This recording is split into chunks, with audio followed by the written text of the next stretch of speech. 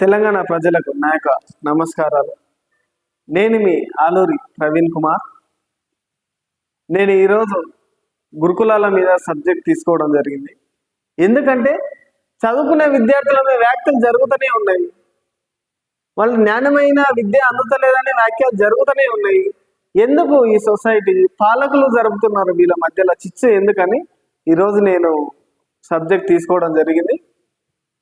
ఈ వీడియో ప్రతి గురుకులాల చదువుకునే తల్లిదండ్రులకు వాళ్ళందరికీ చూపెట్టండి. ఈ వీడియో వారికి షేర్ చేయండి. కావాలంటే దయచేసి